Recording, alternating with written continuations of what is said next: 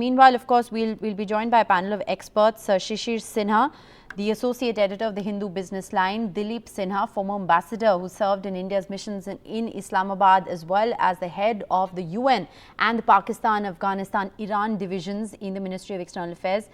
We have Dinkar Prakash Srivastava, former ambassador to Iran. Thank you, gentlemen, very much for joining us. Before I get in the expert voices, Shishir Sinha, if you can just sort of put this entire development in perspective for us.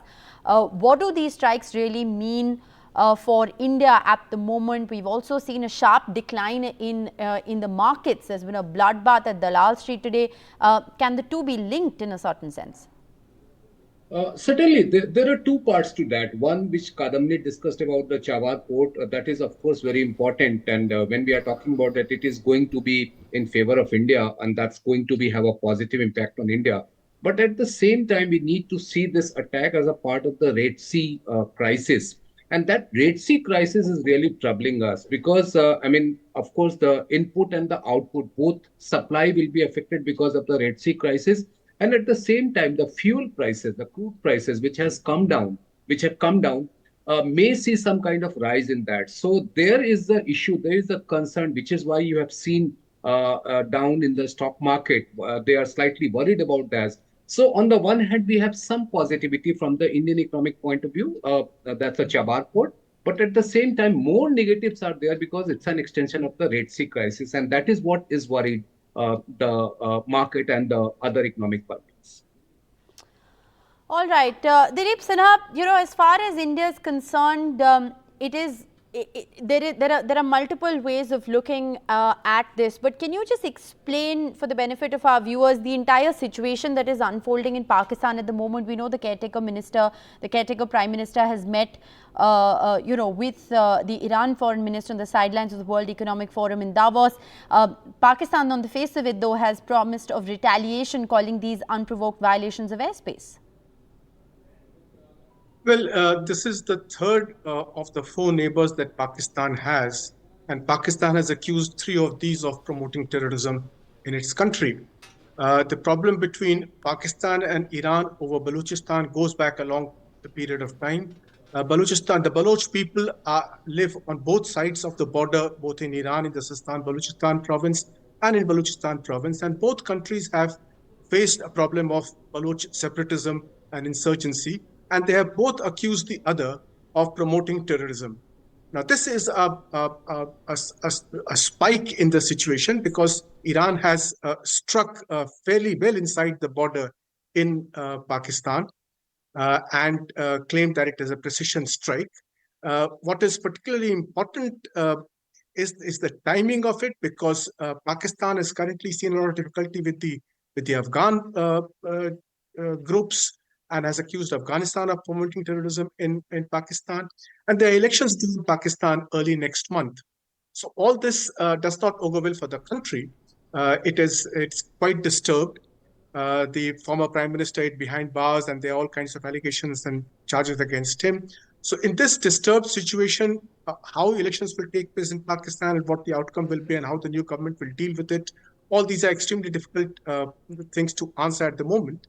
But quite certainly, the particular incident that's taken place where Iran is involved also brings the conflict that is taking place in the Middle East close to our borders. Because although the Baloch problem is an old problem, the fact that Iran has just the other day struck in Iraq and now is striking in Pakistan, this trigger-happy nature of Iran makes things very worrisome for our region.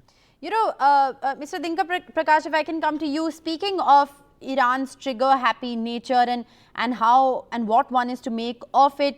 This is an attack that has come after Iran has launched strikes on northern Iraq and on Syria just on Monday. So this is the latest in a spate of attacks. How are we looking at this, as far as what Iran's strategy going forward is going to be?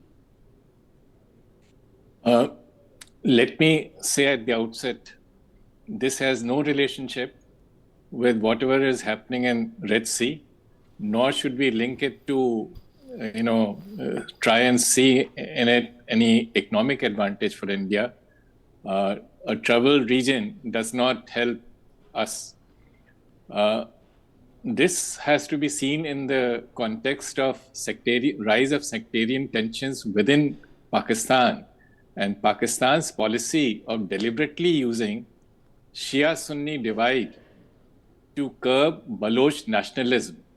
And this is the reason why, despite a spate of attacks on a country which they otherwise regard as a friendly country, Pakistan government has taken no action to check these attacks. So I was Indian ambassador to Iran for four years, and during the last 2 years, 14-15, there were 14 attacks from the Pakistani side on Iranian territory.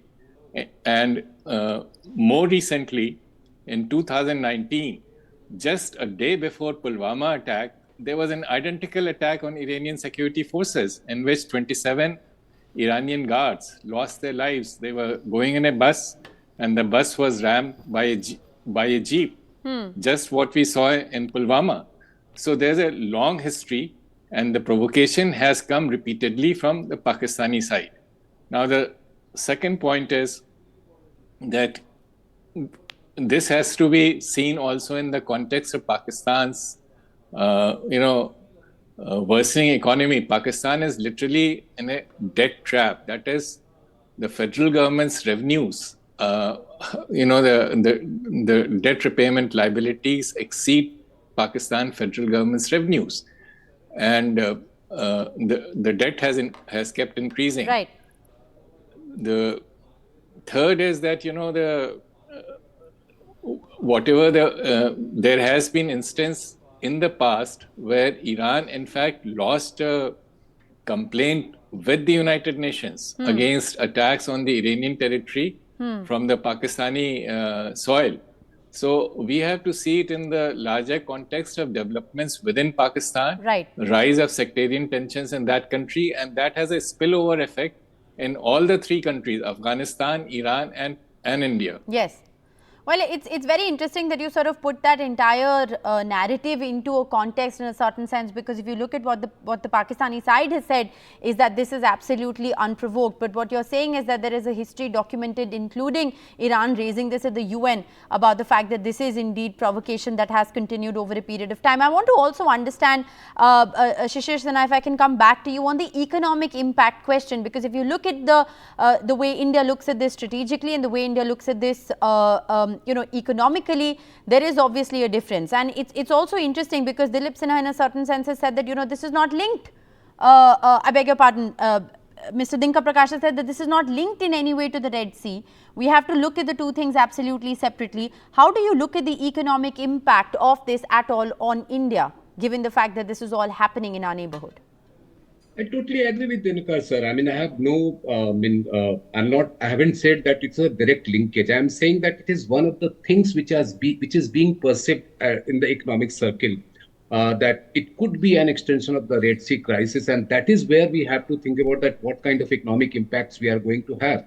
I mean, if we talk about the entire region, if there is any kind of disruptions taking place in this region, and especially if I talk about the Chabad port, which is going to be the strategic thing from the trade movement point of view, yes, that is very critical. That is going to impact that entire economic equispace of this area.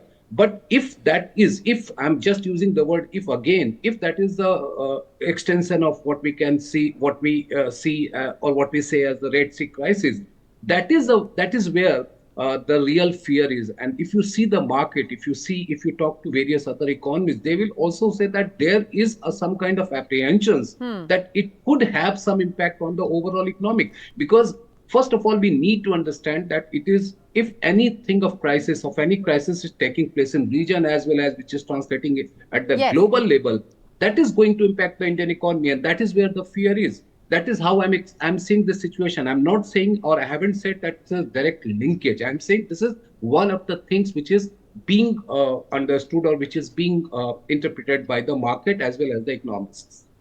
All right. Final question, Dilip Sinha. I think it's very important that we look at this in the larger regional perspective as well as internally what this means for Pakistan. Are we at all to expect any kind of a reaction from India, or is it just going to be a wait and watch approach? Well, for India, there's nothing to react to this.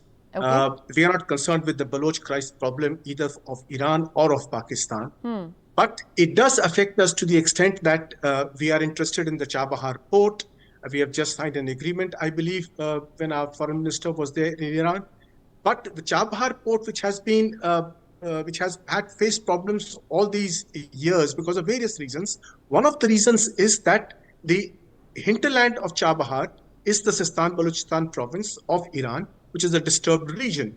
And if this disturbance, if the insurgency there escalates, then obviously Chabahar port will get impacted directly. So all our dreams of having a link between Chabahar and Afghanistan and Central Asia will fall by the wayside. So that way it does affect us. But otherwise, this problem of Pakistan versus Iran and the Baloch problem of separatism in both the countries does not directly concern us, except in the sense that Pakistan is a close neighbor of ours, and any disturbance there will affect us sooner or later. All right. But the link between this Red Sea crisis and Balochistan crisis is Iran itself, because Iran is directly involved in the Red Sea crisis. Yes. And if countries perceive Iran as being trigger happy, then it spreads the conflict further eastwards. All right.